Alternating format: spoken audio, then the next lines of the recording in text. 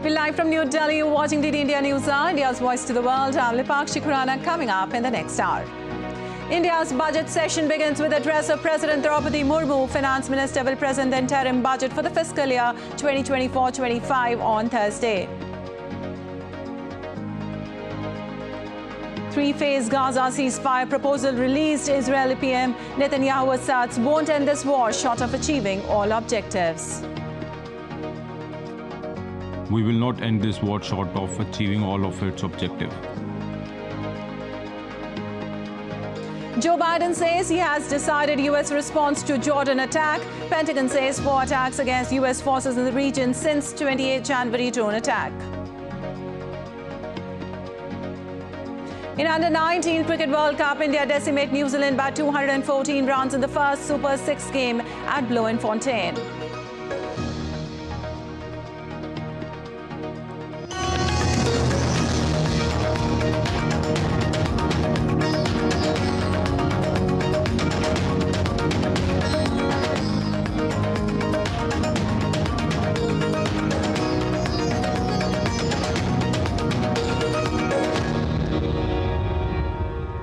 Well, on to details now. India's budget session begins on Wednesday with the address of President Draupadi Murmu. The all-party meeting was held at the Parliament Library building, where the leaders highlighted the issues they want raised during the session. The ruling government also shared its plan and offered a glimpse of what's its agenda. Meanwhile, suspension of opposition MPs from Parliament will be revoked once the budget session opens. 146 MPs were suspended during the winter session of Parliament for disrupting House proceedings.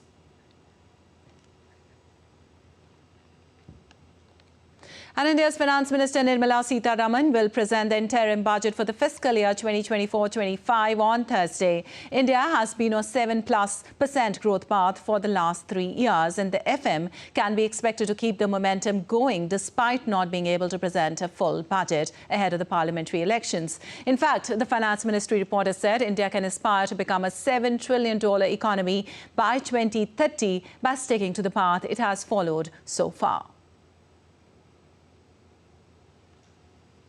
India's Finance Minister Nirmala Sitharaman is set to present an interim budget for the nation on Thursday, a few months ahead of the general elections. It may not be a full-fledged budget launching a flurry of schemes, but expectations are high that the Finance Minister will maintain a policy trajectory which will keep the Indian economy on its over 7% growth path.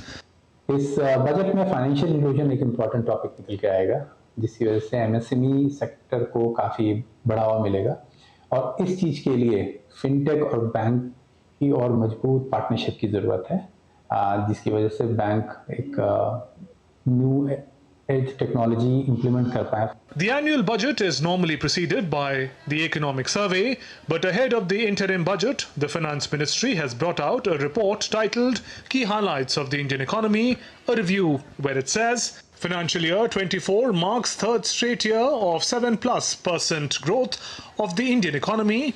This strong growth has been recorded despite the global economy struggling to grow at 3+%. India can aspire to become a $7 trillion economy by 2030. Public sector capital investment has surged in the last 10 years. GST has incentivized production on a larger scale. MSMEs are becoming increasingly vibrant and dynamic. Investment incentives and initiatives to ease business compliances have strengthened the ecosystem for startups. Agriculture sector has demonstrated tenacity and resilience. Measures have emboldened banks to resume lending to all sectors. There's greater inclusive development, much lower unemployment rate, moderate inflation. Digital public infrastructure has transformed the authentication ecosystem. The cost of conducting eKYC has been brought down from ₹1,000 to ₹5. India has become the third largest fintech economy in the world. India became the world's fourth largest stock market by market capitalization. Employment situation in India has experienced a positive transformation. 53% women used their own bank accounts in 2015-16. 78.6% women used their own bank accounts in 2019-21. Female labour force participation rate was 23.3% in 2017-18. The ratio went up to 37% in 2022-23. India has undergone a journey from fragility to stability and strength during the last 10 years. We know that the last 2 years have been characterized by a number of shocks, risks, and great uncertainty. Quickly, if we go back, it's really, we had projected, I had projected, others had projected a growth rate of 7% plus minus over these 2 years. But then the Ukraine war happened. And then many people, including myself, reduced the forecast by 0.5. But we have been surprised, right? So my range was 6 to 7%, and as you pointed out, we've had 7.2%. So that's an interesting aspect, and I'll mention only one thing. One of the most important drivers of that was the change in the budget to increase the capital expenditures.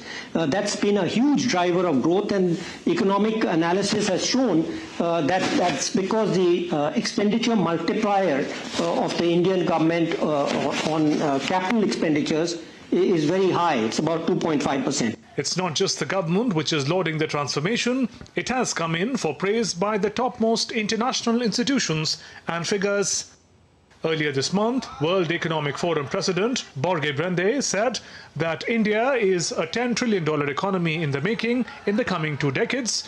In December last year, S&P Global in a report said India will become the world's 3rd largest economy by 2030. A month earlier, Fitch Rating praised India's medium-term growth estimates while reducing China's. October 2023 saw the IMF forecasting positively about India's contribution to global economic growth. It said India's contribution to economic growth is expected to rise by 2% to 18% over the next 5 years. The finance minister is expected to keep India's growth momentum going with her interim budget, keeping equity and sustainability at the forefront. Well, this year, the centre is not going to present the economic survey, a document prepared by the chief economic advisor and presented by the finance minister in Lok Sabha, typically a day ahead of the union budget on February 1st each year. Instead, the centre has come out with a report on India's journey from the past 10 years titled Indian Economy, a Review. The report, which also shares glimpses of the outlook for the economy in the coming years. And for more on this, we have our correspondent Vikas Sarthi with us. Well, Vikas, the budget session of Parliament, the last of the present Lok Sabha, begins today with President Draupadi Murmu addressing a joint sitting of the lower and the upper houses. What all is expected? Right, Lepakshi, since it's the last session of the 17th Lok Sabha, you just mentioned that revocation of several MPs, suspension of several MPs have been revoked by the chairs in both the houses, and government and chair expects that it should be a fruitful session since it's the last session of the 17th Lok Sabha and should end on a positive note. So the chair in both the houses and the Parliamentary Affairs Minister has requested opposition MPs not to bring placard in the House. So what we expect today is that at 11 a.m. President will address a joint sitting of both the Houses. Later in the day, after half an hour of the completion of that address, both houses will convene, and a copy of President's speech will be tabled in both the houses. Tomorrow, Finance Minister will present budget. It will be followed by the by a discussion on the motion of vote of thanks on the President's address, and later there will be a discussion on the budget. So this will be a very brief session. It will end on 9th of February, so almost 7-8 days, almost 10 days long session. So the main function of this particular session will be limited to the budget speech of Finance Minister and the motion of thanks on the address of President. Right. Also, the budget 2024, as we all know, for this year will be an interim budget because Lok Sabha polls are slated to take place in the coming months. Can you give us the details? Exactly, and because of that reason, this time we have not even seen that finance survey is being tabled in the Parliament. This will be an interim budget, but again, when Finance Minister will give her budget speech, you can get an idea that what is the plan ahead for the government. Certainly, Finance Minister has some kind of restraint in an interim budget, but again, you will get a glimpse of what lies ahead, since Prime Minister for time and again says that India is going to be third largest economy in the coming year. So this budget will certainly meet those expectations, and even in interim budget, we will get a glimpse that what kind of budget will be tabled once a full-fledged government comes into the power. So far as the announcements are concerned, Finance Minister herself said that in the interim budget she is not going to announce any major change in the current policy. All right, thank you so much for that information, Vikas. And moving on, Israeli Prime Minister Benjamin Netanyahu repeated his vow not to pull troops out of Gaza until total victory. Netanyahu, in a speech, made it clear that Israel will not withdraw from the Gaza Strip or release Palestinian prisoners held in Israel. I hear saying about all kinds of hostages deals, so I want to clarify. We will not end this war short of achieving all of its objective. That means eliminating Hamas, returning all of our hostages and ensuring that Gaza will no longer pose a threat to Israel. We will not withdraw the IDF from the Gaza Strip, and we will not release thousands of terrorists. None of this will happen. What is going to happen? An absolute victory. And earlier, Israel's far-right National Security Minister Itamar Ben-Gvir has threatened to dismantle the coalition government if a reckless deal was reached with Hamas. Reckless deal is equal to dismantling of the government, Itamar Ben-Gvir of the Jewish Power Party posted on X, amid media reports that Israel was considering a long-term pause brokered by Qatar and Egypt to its offensive against Hamas in Gaza. Meanwhile, Hamas said on Tuesday it is studying a new proposal for a ceasefire and release of hostages in Gaza. The ceasefire proposal followed talks in Paris involving intelligence chiefs from Israel, the United States and Egypt with the Prime Minister of Qatar. The proposal involved a three-stage truce during which the group would first release remaining civilians among hostages it captured on October 7th, then soldiers, and finally the bodies of hostages that were killed.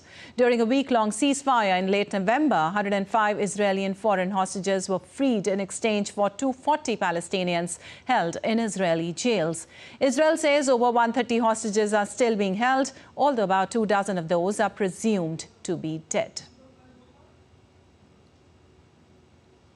Well, UN Secretary-General Antonio Guterres convened a meeting with 35 member states in the European Union on Tuesday amid fears of funding shortages. This comes after Israel accused a 12 UN Agency for Palestinian Refugees, UNRWA's Gaza employees, of involvement in the October 7th attacks, causing several countries to suspend their funding for the agency.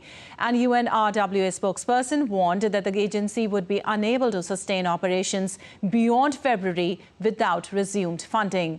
More than 10 countries, including major donor the United States, have suspended their contributions. UNRWA, founded in 1949 to aid Palestinian refugee employs approximately 13,000 people in Gaza and about 30,000 across the Middle East. An Israeli government spokesperson, Eyal Levy, told a press briefing on Tuesday that at least 13 UNRWA employees were actively involved in the October 7th Hamas attack on Israel. Levy revealed some parts of an Israeli intelligence dossier that prompted a cascade of countries to halt funds for the UN Palestinian Aid Agency. In light of the abundant evidence of UNRWA's complicity with Hamas and its failures to distribute aid to civilians who need it, Israel calls for the following. 1. The defunding of UNRWA. Foreign Minister Israel Katz has called for UNRWA to be replaced with agencies dedicated to genuine peace and development. 2. The resignation or dismissal of UNRWA's leadership and a thorough investigation of what they knew about its ties with Hamas. There must be accountability for this cover-up, and UNRWA's leadership must be held accountable.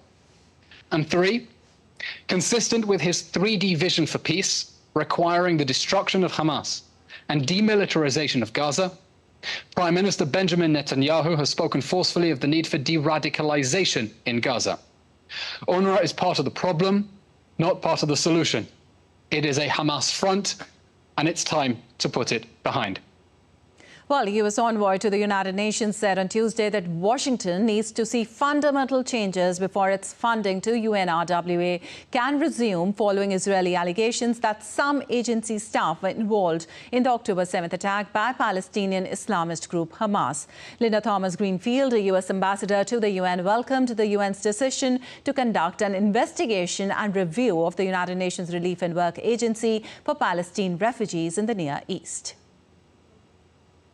You know, we need to look at the organization, how it operates in Gaza, how they manage their staff, and to ensure that people who commit criminal acts, such as these 12 individuals, are held accountable immediately so that UNRWA can continue the essential work that it is doing.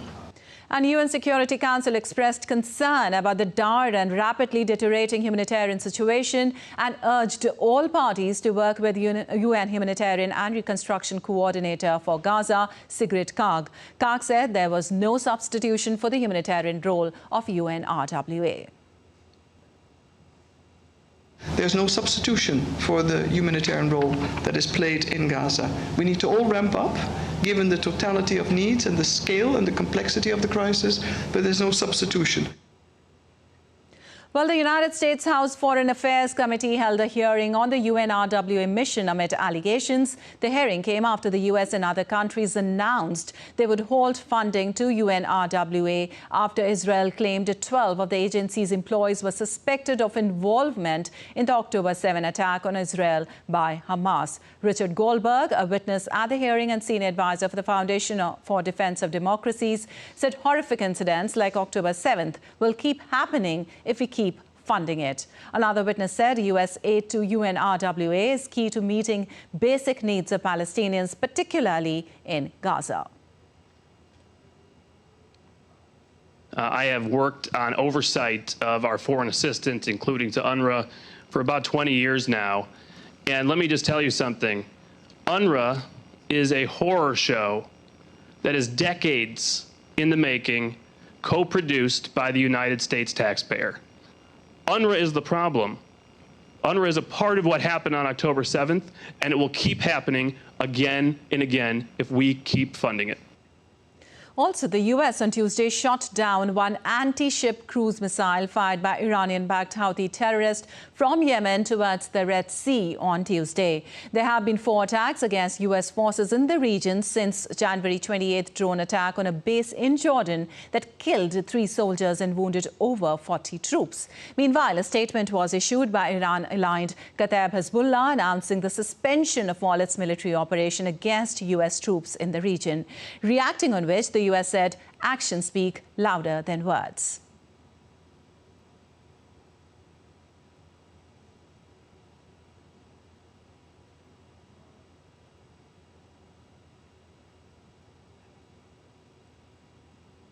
Meanwhile, U.S. President Joe Biden has said he has decided how to respond to a drone attack that killed U.S. service members in Jordan, but did not elaborate. Speaking to media persons, Biden, however, asserted that the United States does not need a wider war in the West Asia. Biden has been weighing his options, and the expectation has been that there will be retaliatory strikes, but the timing of the response has been unclear. Reporter asked him if he holds Iran responsible for the deaths of the servicemen, on which Biden responded with affirmation. I do hold them responsible in the sense that they're supplying the weapons to the people who did it.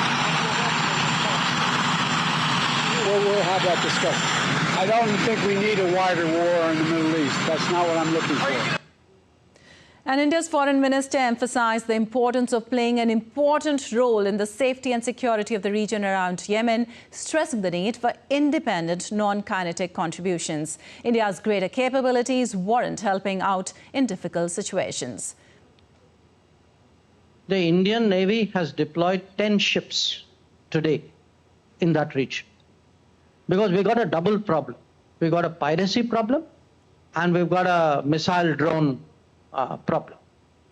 If you look, even in the last few days, we actually, one of our ships, I think INS Vishakhapatnam, went in and extinguished a fire and rescued the crew of a tanker which had taken a drone hit. The Navy had rescued, it's interesting, we rescued Pakistani and Iranian fishermen from pirates. We will not be considered a responsible country if bad things are happening around our neighborhood and we say, I got nothing to do with this. So we have actually in the last 10 years developed a very, I would say, powerful narrative. It could be what is happening today through naval deployments in the Red Sea. Some of you will remember last year there was an earthquake in Turkey. We were among our disaster response force went in very early. And during COVID, it wasn't just the vaccines we gave. We actually sent out doctors, including military doctors, to many countries in the Indian Ocean.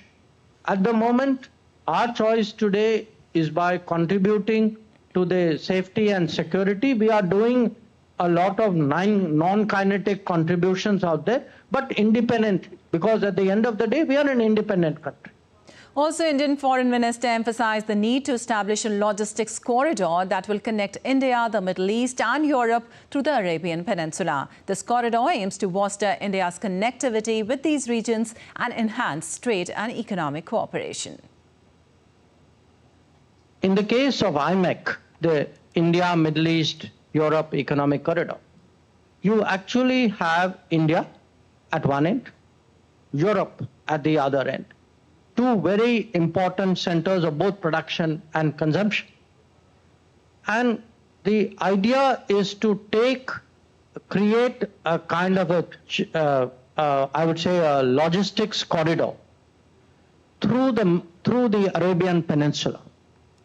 And the reason why this idea got traction was, for thousands of years, this was the corridor. So, in a way, today we are resurrecting history and trying to, through the skill of technology and modern engineering, I would say, try to create a much easier passage. And still to come on DD India News Hour. Russian drones hit civilian targets in Ukraine's Kharkiv.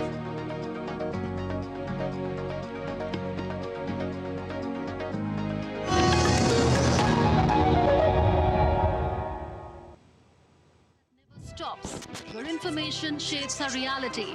One app stands out, helps you stay ahead of time.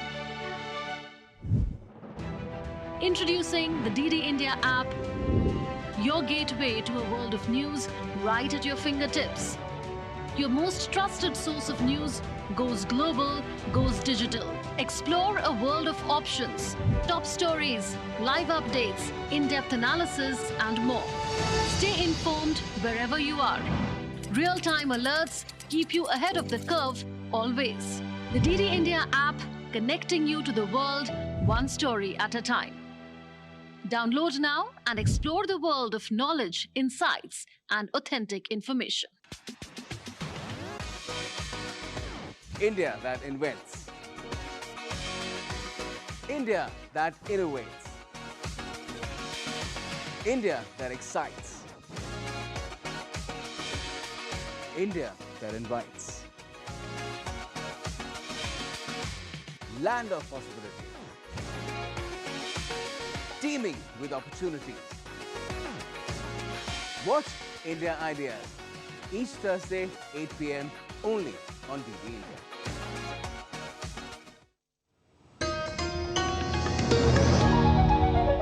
Welcome back. You're watching DD India News. I'm Lipakshi Khurana, and moving on, updates now on Russia-Ukraine war. Russian attack drones hit civilian targets in Ukraine's Kharkiv on Tuesday. The official said attacks likely injured 3 people, triggering a fire and causing damage to apartment blocks and infrastructure. Kharkiv mayor said windows had been blown out of 2 high-rise apartment blocks and several cars were destroyed. Kharkiv region governor said at least 6 drones had been deployed in the region.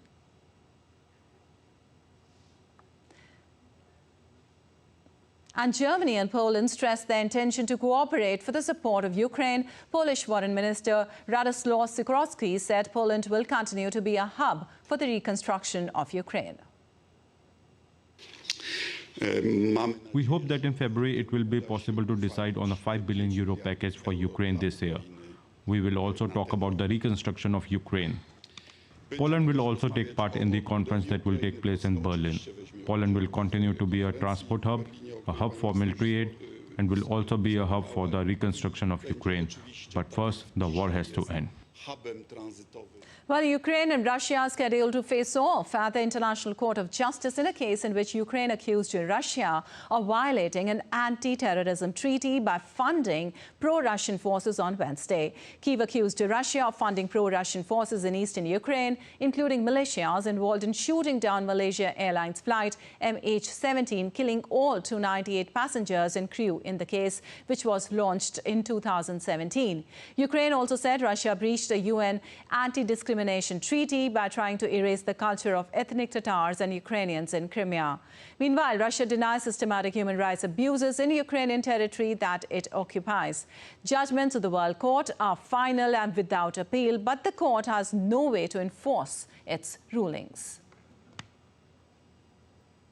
And Spanish lawmakers have rejected an amnesty bill due to discrepancies on its scope between the ruling socialist and Catalan separatist parties in a blow for Prime Minister Pedro Sánchez that illustrates his parliamentary fragility. The bill, rejected by 179 votes to 171, will now return for debate in a parliamentary committee and could be sent back for a fresh vote in the lower house. The amnesty bill is set to define Sánchez's second term and has prompted large protest against it. Last year, in exchange for parliamentary support from two small Catalan separatist parties, Sánchez agreed to put forward the bill, but the Catalan juntas voted against the bill after they failed to reach a last-minute deal with Sánchez's Socialist Workers' Party. A fiery highway collision between a truck and a bus filled with passengers in Mexico's northwestern Sinaloa state on Tuesday killed at least 19 people. Local authorities have yet to announce a death toll or how many others were injured in the accident. Circulation on the highway was closed due to the accident. Images of the aftermath of the accident in the early morning hours of Tuesday showed the charred vehicle still burning, with flames and smoke billowing out as emergency personnel arrived on the scene. And Venezuelan National Assembly President Jorge Rodriguez responded to Treasury Department warnings about the return of sanctions on the South American country if it does not comply with the election deal. Rodriguez, who also leads the government's representation in the talks with the opposition, advised the United States to save the ultimatum. He added Nicolas Maduro's government would begin working on the presidential election timetable the next week. The U.S. began reimposing sanctions on Caracas this week. And Kenyan firefighters in central Nairobi are battling a massive fire near the city stadium. The cause is unknown and no casualties have been reported. Civilians dressed in civilian clothes helped firefighters, and hundreds of onlookers watched as the fire continued to spread. As night fell, the fire remained uncontained in Nairobi.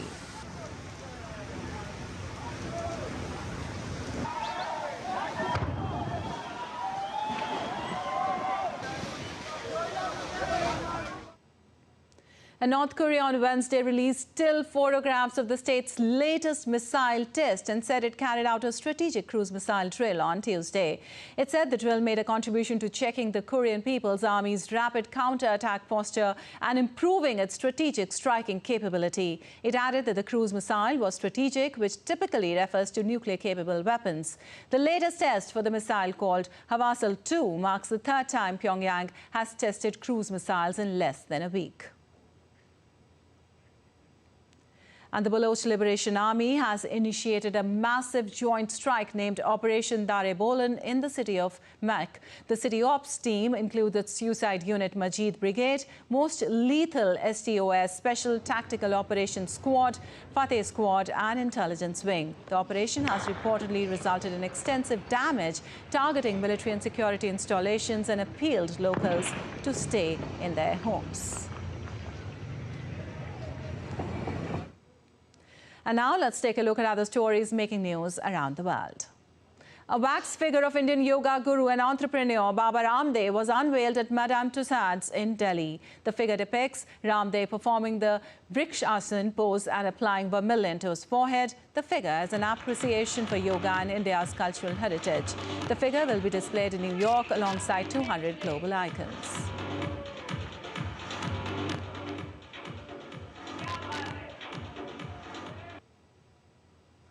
A truck accident in southern Brazil has caused white foam to flow in a river, with military police reporting that acid from the crash spilled into the water. The incident has triggered a local state of emergency as the substance can be harmful to the humans.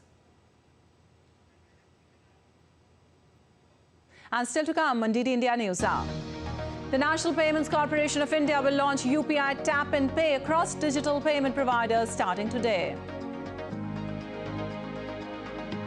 India strengthens existing close ties of friendship and cooperation between India and Bhutan. And dense fog engulfs Delhi NCR. IMD forecast relief with rain, says brace for thunder show.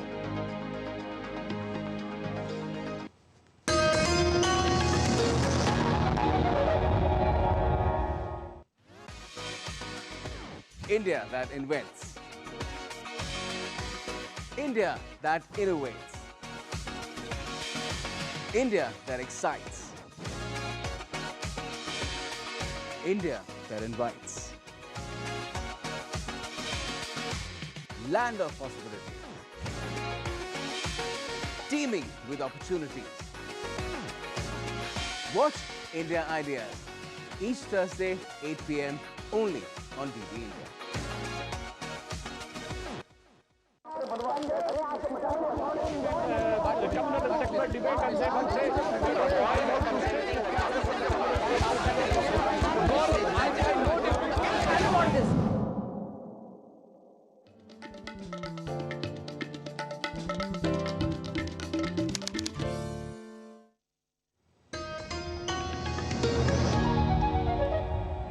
Welcome back. You're watching DD India News. I'm Lipakshi Puran, and time now for a quick recap of the headlines. India's budget session begins with the address of President Draupadi Murmu. Finance Minister will present the interim budget for the fiscal year 2024-25 on Thursday. Three-phase Gaza ceasefire proposal released. Israeli PM Netanyahu asserts won't end this war short of achieving all objectives. Joe Biden says he has decided U.S. response to Jordan attack. Pentagon says more attacks against U.S. forces in the region since January 28 drone attack. And in Under-19 Cricket World Cup, India decimate New Zealand by 214 runs in the first Super 6 game at Bloemfontein. And moving on, elaborating on the Indian government's vision behind Atmanirbhar Bharat, Defence Minister Rajnath Singh said that the nation is moving forward at the right pace with which it won't stumble in the times to come. Addressing the special session of Indo-American Chamber of Commerce in New Delhi, he said business and commerce is correlated to the security and defence of the country, terming the connection as deep.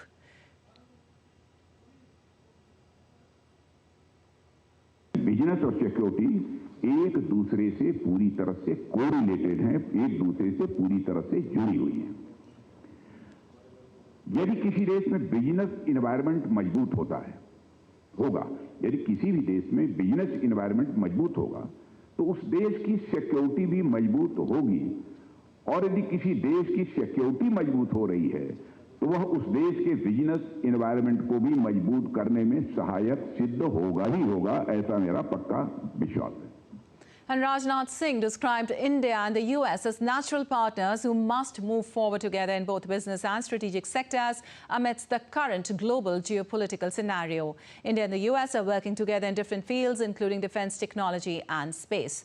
Raksha Mantri said that the nation is moving forward at the right pace with which it won't stumble in the times to come. He enumerated the decisions taken by the Ministry of Defense to promote self-reliance has helped the country find a place among the top 25 countries which export defense equipment. Rajnath Singh further enumerated that the Russia-Ukraine and Israel-Hamas conflicts have not much impacted the defense sector, and also India has become a strong country which is capable of securing national interest and giving a befitting reply to anyone who casts an evil eye.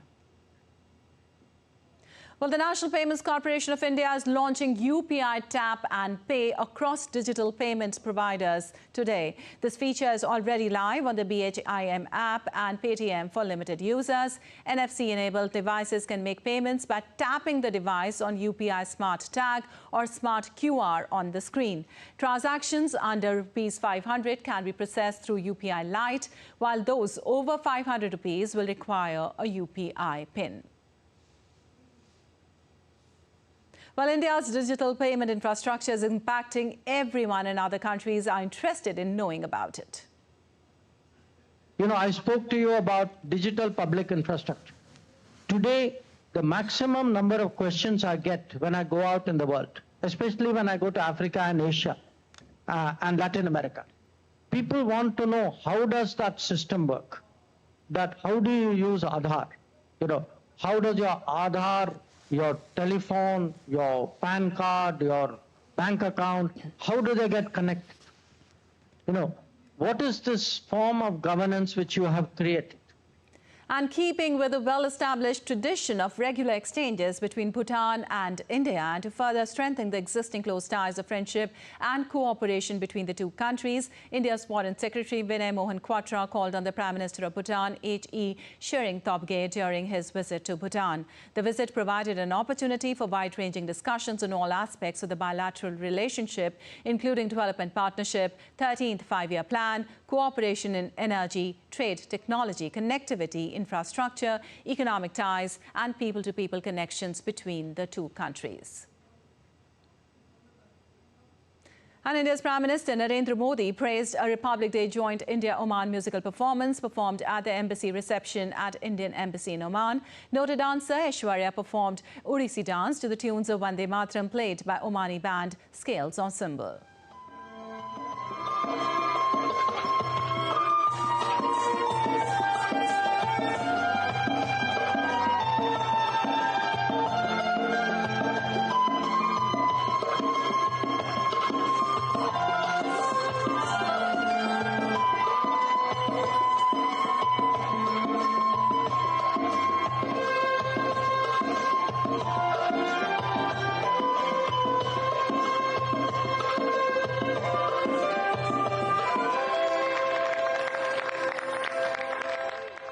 And Chief Minister of the Indian state of Jharkhand, Hemant Soren, will record his statement before the Enforcement Directorate in connection with the money laundering case. CM Soren reappeared in Ranchi on Tuesday after remaining untraceable for questioning the previous day by the country's money laundering probe agency. He held a meeting with MLAs of the ruling coalition before emerging out of his official residence. Sector 144 of the Code of Criminal Procedure is in place within a 100-meter radius of the Chief Minister's residence, as well as the Enforcement Directorate office in Ranchi. The Enforcement Directorate launched a massive crackdown against the Jharkhand Chief Minister in a land fraud case. Well, representatives from 42 nations visited the construction site of the BAPS Hindu Mandir in Abu Dhabi to promote intercultural understanding and goodwill. The temple, symbolizing universal principles of tolerance and harmony, will be inaugurated by Indian Prime Minister Narendra Modi on February 14th and open to the public on February 18th. The visit, orchestrated by the Indian Embassy in the UAE, underscores the global impact of the mandir and its role in fostering peaceful coexistence and cultural interaction. The dignitaries' participation highlight the significance of the landmark Hindu temple in strengthening global diplomatic ties and promoting peace between nations.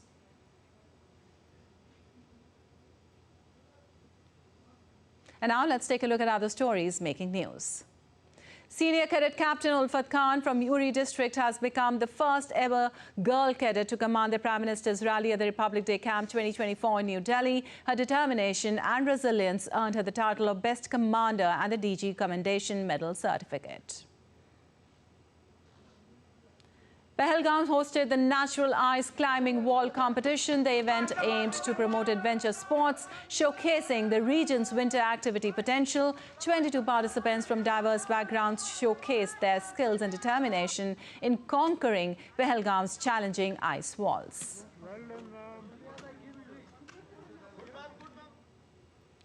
Following a fresh snowfall, visitors flocked to the Atal Tunnel area beyond Manali and Kullu in Himachal Pradesh. The police successfully rescued 300 stranded tourists near the south portal of the Atal Tunnel in Rohtang who got stuck while travelling.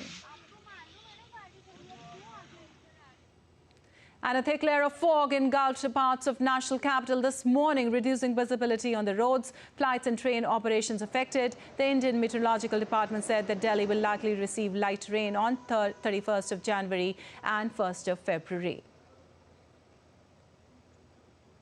And still to come on DD India News Hour. Paris Metro will use AI app to navigate visitors through the capital's network during this year's Olympics.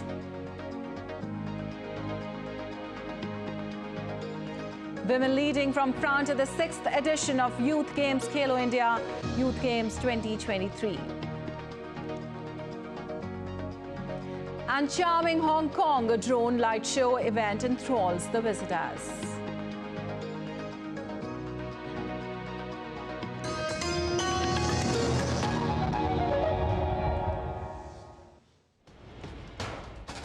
Wherever news breaks, whatever it takes. Connecting corners, cutting across continents. Stories that matter from across the globe.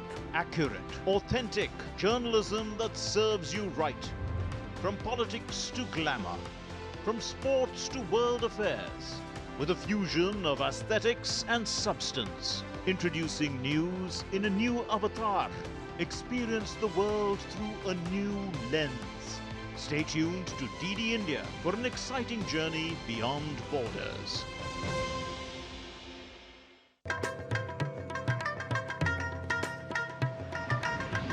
Welcome to Jharkhand, the land of forests.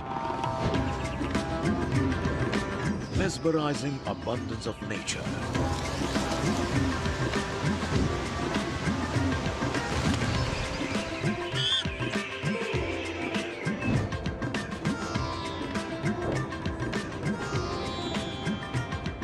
Vast accumulation of natural resources. Rich legacy of contributing to India's economic foundations.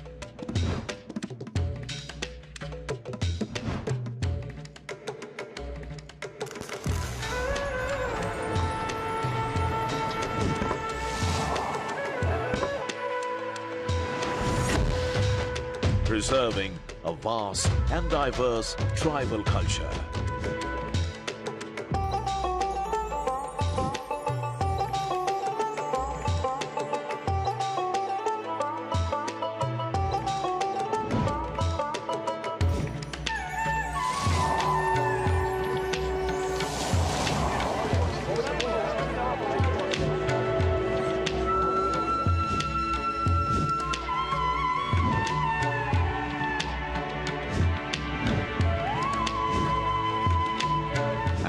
With diverse offerings, Jharkhand is a haven for various tourism activities. Shaping India's future generations with quality education. A breeding. Welcome back. You're watching DD India News. I'm Lipakshi Khurana, and on to some business news now. Short-dated Treasury yields rose and a gorge of global equities seesawed near two-year highs on Tuesday. Gold prices climbed to a two-week high on an easing dollar and lower long-dated Treasury yields. Future traders sharply raised the likelihood of no rate cut in March. U.S. stocks were mixed as the solid economic data and its impact on rates might drive share prices lower. The dollar edged lower against the euro and higher against the yen, but failed to find strong direction ahead of the conclusion of the Fed's policy meeting and Chair Jerome Powell's press conference. However, markets remained on edge as tensions in the Middle East kept Brent crude above $80 a barrel. And Colombo police fired tear gas and water cannons on protesters opposing the steep tax increase and economic crisis in Sri Lanka. About 10,000 protesters joined the demonstration called by the main opposition United People's Power Party, also protesting against the high cost of living after the government declared bankruptcy in April 2022. Sri Lanka's opposition leader, Sajid Premadasa, joined the protesters and blasted the government for imposing the most inhumane pressure on the people and pushing 22 million people into starving. The island nation is facing a dire economic crisis while it prepares for presidential elections later this year. And for the second day in a row, thousands of French farmers have blocked major highways leading in and out of the French capital. Farmers from across the country have surrounded the outskirts of the capital, blocking at least 7 highways with dozens of tractors. The protesters are part of an intensifying standoff between farmers and the French government. The farmers are campaigning for better pay, fewer constraints and lower cost. Protesters rejected pro-agriculture measures that Attal announced last week as insufficient. French farmers expressed disappointment with a speech delivered by Prime Minister Gabriel Attal to lawmakers, with many saying the official's words will not amount to sufficient measures to address protesters' anger.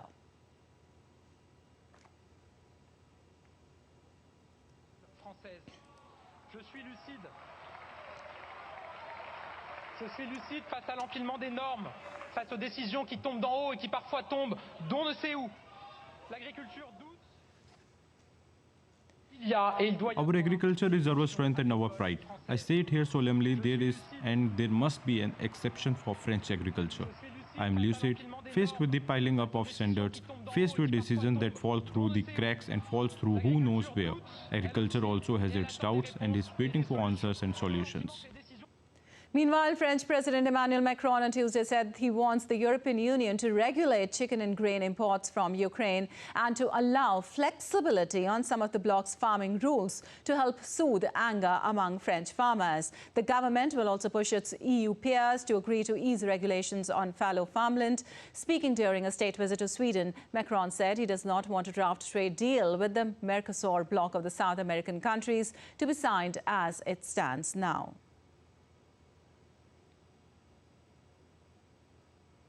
We will continue the work to verify and use our laws fully to protect farmers, processors too, and make sure that everything is fair in the negotiations. It will also have to be European debate because it has not escaped our notice that some of our distributors have organized the circumventions of French law through large European centers. The solution is not less Europe, it is sometimes more Europe. Well, an Argentine court ruled that the labor reform President Javier Milei tried to implement through decree is unconstitutional. Argentina's government said that it was confident its sprawling economic reform bill, known as the Omnibus Bill, would gain approval in Congress after it made concessions, removing some divisive sections from the legislation. The Omnibus Bill, a major part of Milei's reform plan, is expected to be debated in the lower house of Congress today after the government yanked the key fiscal section following opposition to tax hikes and pension reforms. While marking a significant concession by the government, the move was seen as likely to help avoid the bill failing in Congress, where Milei only has minority support. And you're watching DD India News Hour. Time now for some sports news. India defeated New Zealand in Under-19 Men's Cricket World Cup Super 6 game by 214 runs on Tuesday. Mushir Khan's second 100 of the tournament guided India to big win. Asked to bat first, India lost an early wicket, but Mushir and Adarsh Singh stitched a good partnership. Mushir scored 131 while Adarsh scored 52 to help India post 295 for 8 in 50 overs. For New Zealand, Mason Clark resisted a 4-wicket haul. In reply, India bowled out New Zealand at a paltry 81 runs. And Paris public transport system will provide 2,000 agents with artificial intelligence-supported translation devices to help thousands of visitors navigate through the capital's network during this year's Olympics. The Tadavia device can translate from 16 different languages, notably Mandarin, Arabic and Korean, as Paris is about to welcome fans from all over the world during the July 26 to August 11 Summer Games. The service will remain after the Olympics in Paris, the world's leading destination for international tourists. And a long applause broke out at Rome Fiumicino Airport on Tuesday to greet the return of new Australian Open champion Jannik Sinner, the first Italian to win a tennis Grand Slam trophy in 48 hours.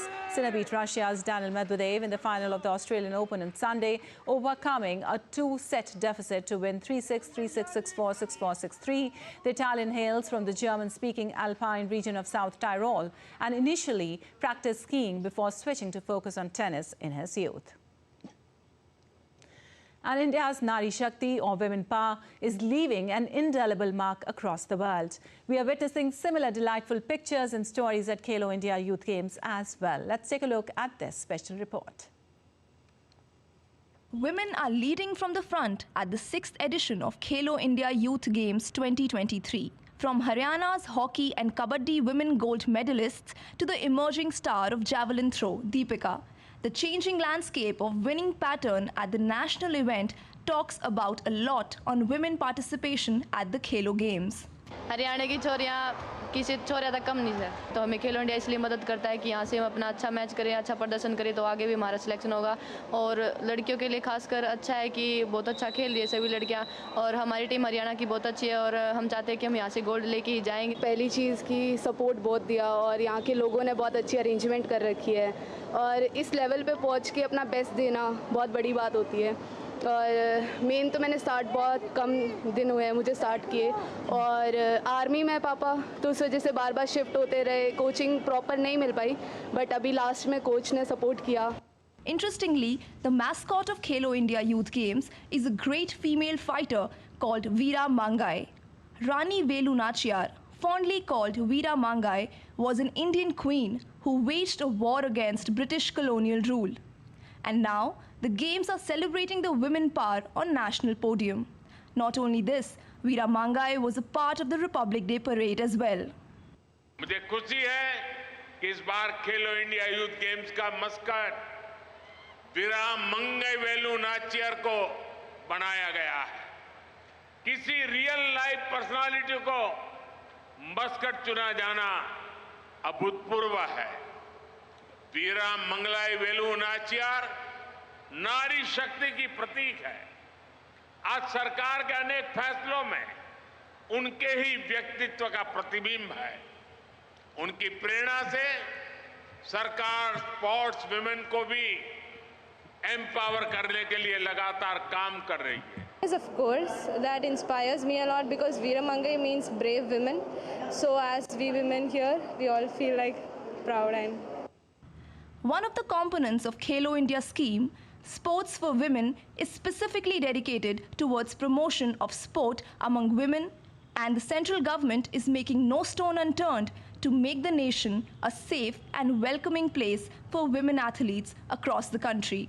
Deepika Mehto's report for DD India. Well, tennis player Diya Ramesh from Tamil Nadu says the latest achievement of Rohan Bopanna gives her confidence that nothing is impossible to a willing heart. Bopanna has become the oldest player to win the Australian Open men's doubles title. DD India's Deepika spoke to her. Tamil Nadu's Diya Ramesh is participating in Khelo India Youth Games for the first time, but the hopes are really high. Diya, you've got your game against many opponents. Are you nervous with the game, the kind of intense match that is going to happen? I know that nervousness is not going to help, so I just try to control it as much as possible so that I'll be able to give my best out there and just play what I can, what I practiced. That's it. What have been your biggest achievements so far?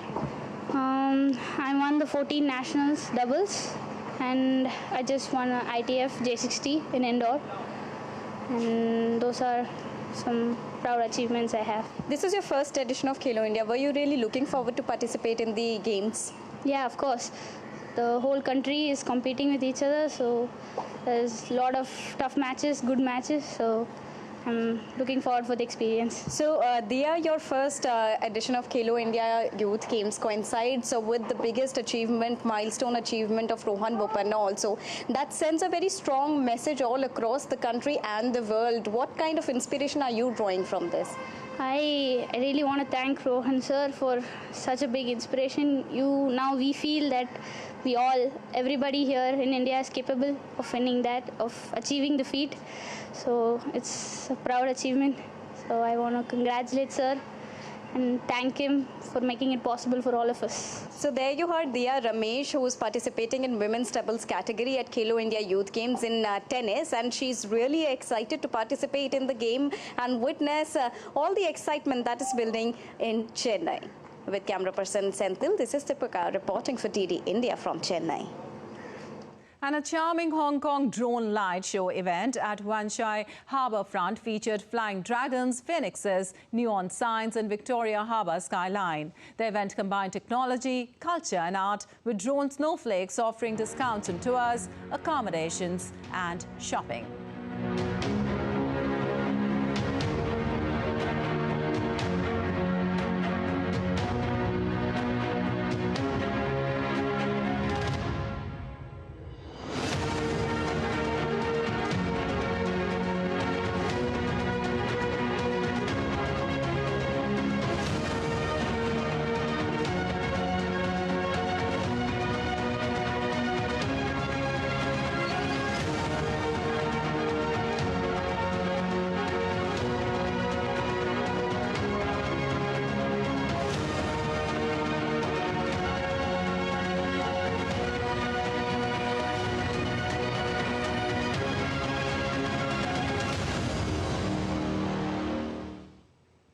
Well, that's all for this edition of DD India News Hour, but let us know your thoughts on the news of the day. You can connect with us on Facebook, X, formerly known as Twitter and Instagram. We'll be back with more news as it breaks here on DD India. I'm Lipakshi Kurana from all of us here in Delhi. Thanks for watching DD India News Hour.